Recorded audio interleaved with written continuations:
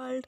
आज मैं आपके लिए समास को याद करने का इतना आसान तरीका लेकर आई हूँ जिसे आपको रटने की ज़रूरत नहीं पड़ेगी, बल्कि पढ़ते पढ़ते सभी समास याद हो जाएंगे। तो चलिए शुरू करते हैं। आज हम पढ़ेंगे समास की परिभाषा, समास के भेद और इसके उदाहरण। समास क्या होता है? तो देखिए फ्रेंड्स, समास का बेसिक मतलब होता है संक्षेपीकरण, घटाना, संक्षिप्त करना या कम करना। हम ऐसा कह सकते हैं कि दो पदों का ऐसा संक्षिप्त रूप जो पद के समान अर्थ धारण करे। इसका मतलब ऐसा नहीं कि आपने किसी शब्द को संक्षिप्त किया और उसका कोई अर्थ ही ना निकले। किसी शब्द को संक्षिप्त करने के बाद उसी शब्द के समान कोई अर्थ निकलना चाहिए, उसी को हम समास कहते हैं। अब जानते हैं समास के प्रकार। समास के 6 प्रकार होते हैं: द्वंद्व समास, द्विगु समास, बहुव्रीहि समास, अव्ययी भाव समास, तत्पुरुष समास और कर्मधारय समास। पहला है द्वंद्व समास। द्वंद्व समास में बस आपको इतना याद रखना है कि दोनों पद प्रधान होते हैं। प्रधान मीन्स मेन होते हैं और उनके बीच में योजक चिन्ह, जिसे हम डैश बोलते हैं, वो लगा होता है।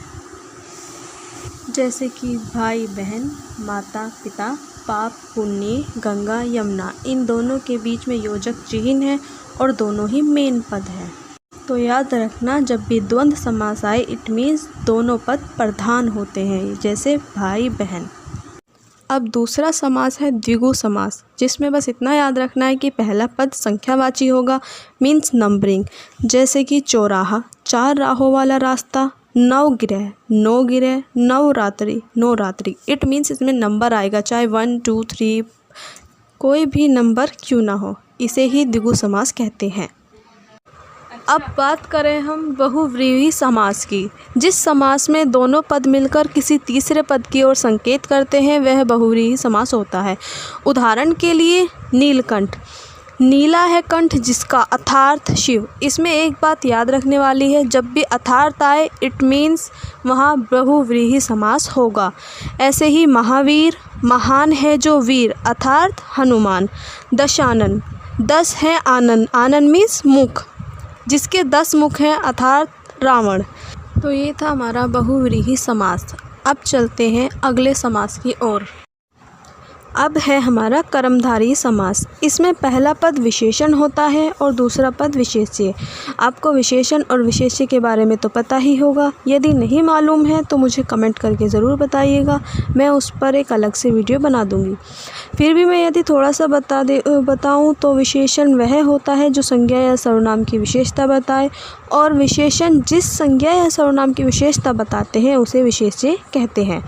तो जहाँ पर पहला पद यानी विशेषण होगा और दूसरा पद विशेष्य, वहाँ पर कर्मधारय समास होगा। आइए इसके उदाहरण देखते हैं। जैसे कि महादेव यानी महान है जो देव, पीताम्बर, पीला है जो अंबर, नीलकमल, नीला है जो कमल, नील गाय, नीली है जो गाय। इस प्रकार हम कह सकते हैं कि जिसमें जो आ जाए यानी है जो, तो यह एक पहचान है कर्मधारय समास की।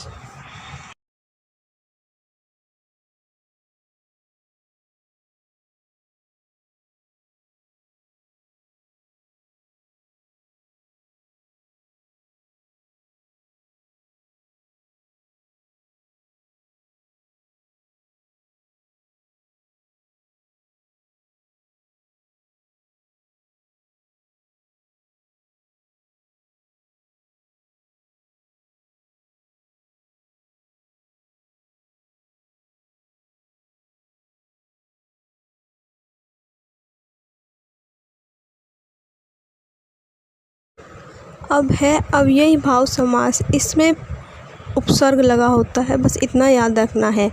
जैसे कि यथाशक्ति, यथा इसमें उपसर्ग है तो हम कह सकते हैं कि यथाशक्ति, शक्ति के अनुसार। दूसरा है प्रतिदिन अर्थात प्रत्येक दिन। लास्ट का हमारा है रातों रात, इसका मतलब है रात ही रात में।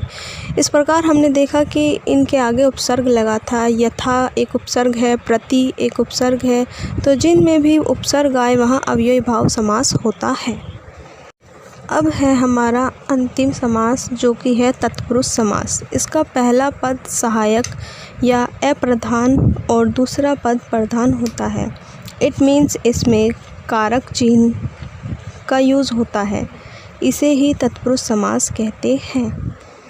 उदाहरण के लिए राजपुत्र तो राजा का पुत्र, राज रानी इट मीन्स राजा की रानी, रोगग्रस्त अर्थात रोग से ग्रस्त।